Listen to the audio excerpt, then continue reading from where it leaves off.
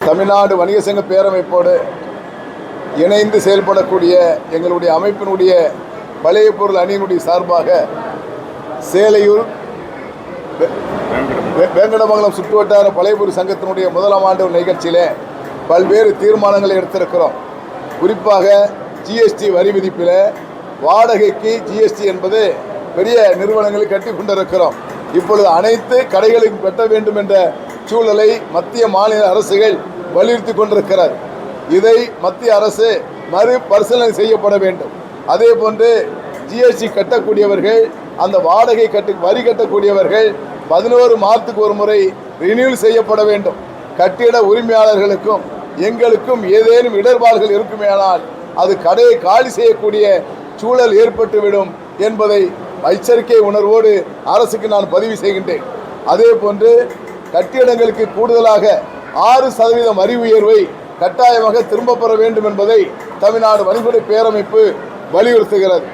Licence வரி என்பது 3000 ரூபாய் மினிமமாக உயர்த்தி இருக்கிறார்கள். அது கட்டாயமாக குறைக்கப்பட வேண்டும் என்பதை மாண்புமிகு முதலமைச்சர் இடத்தில் வலியுறுத்தி இருக்கிறோம். விரைவாக குறைக்கப்பட வேண்டும் என்பதை தமிழ்நாடு வணிகத்துறை பேரமைப்பு கேட்டுக்கொள்கிறது. அதே போன்று ஜிஎஸ்டியிலே ஆர்சி முறை என்ற முறையை மறுபரிசீலனை செய்யப்பட வேண்டும். பல்வேறு லைசன்ஸ் எடுக்கக்கூடிய நிலையில் வியாபாரிகள் குப்பை வரி, தொழில் வரி என்று பல்வேறு வரிகளை வியாபாரிகள் மீது அரசு திணித்து கொண்டிருக்கிறார். இந்த நிலைப்பாட்டை கட்டாயமாக அரசு திரும்ப பெற வேண்டும். குப்பை வரி என்றாலும் தொழில் வரி என்றாலும் மினிமமாக அது உயர்த்தப்பட்டு லைசன்ஸ் கட்டணத்தோடு ஒரே வரியாக வசூலித்து விட வேண்டுமே தவிர ஒவ்வொரு அதிகாரிகளையும் அனுப்புகின்ற பொழுது பல்வேறு இடர்பாடுகள் எங்கள் ஏற்பட்டு கொண்டிருக்கிறது. இதையெல்லாம் கட்டாயமாக திரும்ப பெற வேண்டும் என்பதை வலியுறுத்துகிறோம்.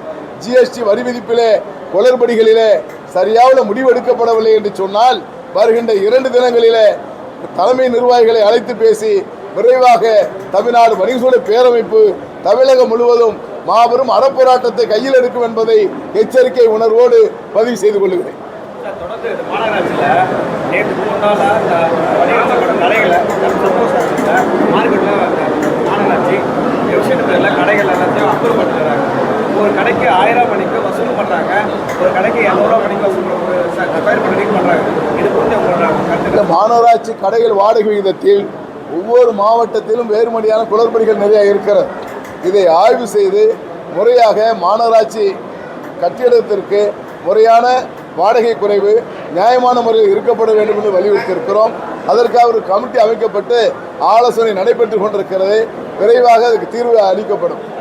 தொடர்ந்து கடைகள் போட்டதெல்லாம் நிறைய பேர் உள்ள பூந்து சாப்பிட்றது, காசு கொடுக்காம போகிறது, சில கட்சி நிர்வாகிகள் அது ஈடுபட்டு வராங்க. வியாபாரிகளுடைய தொழில் உள்ளே நுழைந்து உணவை சாப்பிட்டு விட்டு பணம் தர மாட்டோம் என்று மறுத்து செல்லக்கூடியவர்களை தமிழ்நாடு வணிக சங்கத்துடைய பேரமைப்பு ஏற்கனவே தலைமை காவல்துறை இடத்திலே புகார் அளித்திருக்கிறோம்.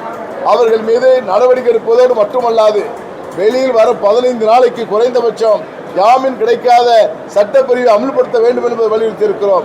எங்கள் உழைப்பை உறிஞ்சுகின்றவர்கள், எங்கள் உழைப்பை சுரண்டுகின்றவர்கள் யாராக இருந்தாலும் தமிழ்நாடு வணிக சங்க பேரமைப்பு பார்த்து கொண்டு வேடிக்கை பார்க்காது கடுமையாக நடவடிக்கை எடுப்போம் என்பதை உறுதியோடு தெரிவித்துக் கொள்கிறேன். எங்களுடைய ஆதரவு வணிகர்களுக்கு.